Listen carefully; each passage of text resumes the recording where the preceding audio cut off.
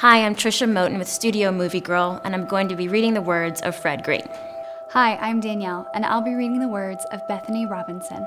Hi, I'm Mike, and I'm reading the words of Miranda Anakin. My name is Shannon Keller, and I'll be reading the words of Miss Amanda White. I'm Robert, and I'll be sharing words by Mario Rodriguez. Hi, I'm Stephanie Mason from Studio Movie Girl, and I'm going to read the words of Bernestine Gradine, Of Vanessa Bechtel. Of Miss Maya Seals. of Jamie Meyer, Of Monette Corbett. Of Patty Litterer and Mary Branscombe. Of Miss Sasha Graham. Every single day, Mary Hadsel creates independence, confidence, and joy in people with physical disabilities. She's the executive director of Camelot Therapeutic Horsemanship, an Arizona nonprofit that gives lessons in horseback riding to children and adults with physical disabilities. Camelot was founded upon the principle that it's impossible to put a price on human dignity, so no student is ever charged for lessons. Paige Litterer is the Director of Service Training and Curriculum at Cafe Momentum, a nonprofit brick-and-mortar restaurant in downtown Dallas that staffs at-risk youth. Working in collaboration with the Dallas County Juvenile Justice Department, Cafe Momentum strives to teach young men and women that it is possible to break the cycle of violence and crime that many of these teens have faced. My superhero is Dr. Ophelia Garman Brown. Dr. Brown was born in the inner city of Detroit, and after losing her father at the age of 2, she decided to become a doctor and help people. She's a family practice physician in Charlotte who has been practicing for over 37 years. Dr. Brown goes to local schools throughout the year and provides physicals to students for free. Dr. Brown has even paid tuitions for several students who could not afford to go to college. Monique Rodriguez is a social worker and an Army veteran. She has helped prevent veterans from becoming homeless. She has found housing for families living in their car. She has helped veterans who wanted to commit suicide get the mental help they needed. Monique is a volunteer platoon leader with The Mission Continues, leading community service projects in Houston, such as repainting an underpass, landscaping updates on 2 parks, and restoring an abandoned African American cemetery where Buffalo soldiers are buried. My sister Tia opened her own fitness studio a few years ago. She opens her doors for causes that are not often associated with fitness. She hosts clothing drives for the homeless, food drives for food banks, and is now hosting an art show at her studio for artists who may otherwise not get to showcase their work. Melanie Hudson is a rock star single parent, a personal care assistant for special needs children, and recent college graduate. She struggles to make ends meet each month for her 17-year-old daughter and herself, while suffering from glaucoma. Pastel Corbett is a 29-year-old artist in Sacramento who uplifts and inspires others through her art and charitable acts within the community. For 4 years, Pastel has passed out care bags to the homeless in our community through a yearly event called Give Back Sac. She encourages volunteers in the Sacramento area to donate items, money, and time to assemble and hand out sacks filled with basic hygiene products, socks, hats, and gloves to the homeless. The first year Pastel did this, she gave out 50 sacks. This past year, she was able to give out more than 250. Robin Mellon is a superhero to hundreds of homeless children she serves every year at Metropolitan Ministries in Tampa. Over 12 years ago, Robin found Metropolitan Ministries and became the director of school-age programs. Robin transformed the after-school program from a one-room play space to a multifaceted, trauma-informed, nationally accredited program. Lindsay Stawick is a true inspiration to the community of Indianapolis through her work as a youth program manager for the Domestic Violence Network. In 2008, Lindsay's high school friend was brutally murdered by her boyfriend. This tragedy inspired Lindsay to study social work in college and fueled her passion to ensure the youth in the community don't fall victim to an unsafe relationship. In the past 2 years, Lindsay has taught more than 4,000 students about the warning signs of dating abuse and how to engage in a healthy relationship.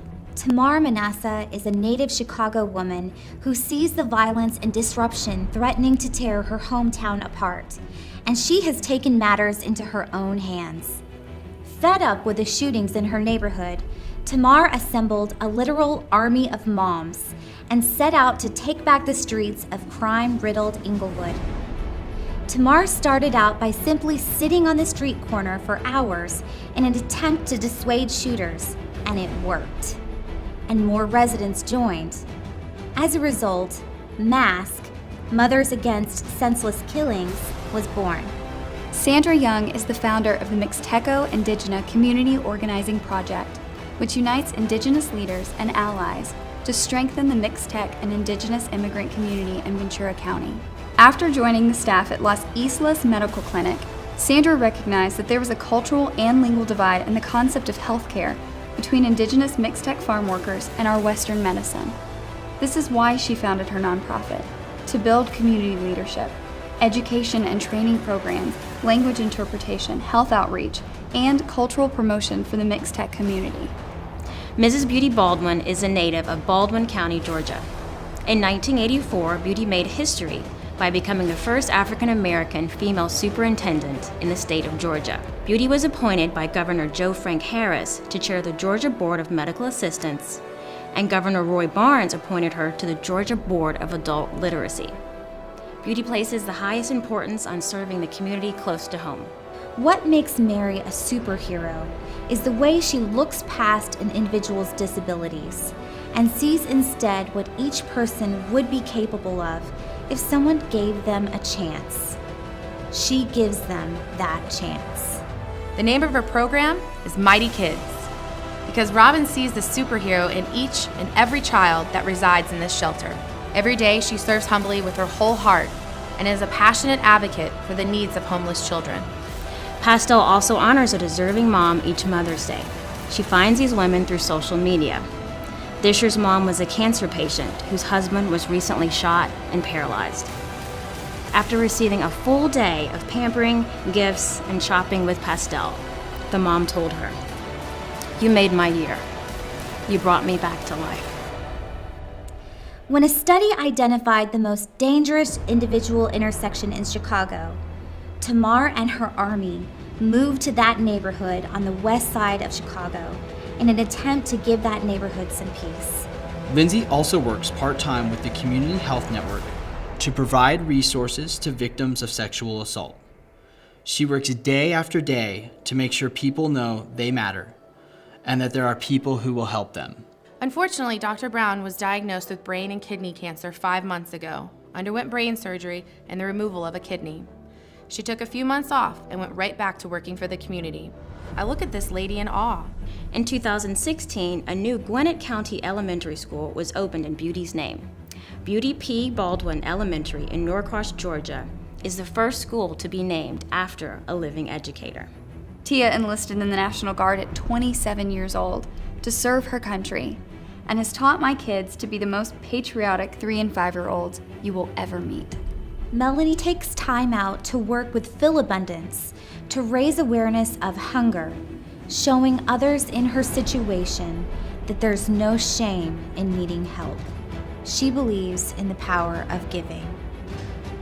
Sandra is also involved in the Tequio Scholarship Fund, which seeks to support highly motivated students who share this commitment to serve their communities. As you climb, may you lift your community with you. Dr. Brown made a statement to me the other night. I was wondering if I had lived, but after seeing all the awards on my wall for community service, yes, I have lived, because I've been out there working for my community. Lindsay is a leader who will never stop thinking about how to change the culture of violence in a positive way for our community. Mary's gift increases exponentially with each life she touches. I am so grateful for everything Mary does to make the world a better place. Pastel goes above and beyond for family, friends, and strangers. It is my joy and my honor to nominate Robin Mellon as my real-life superhero.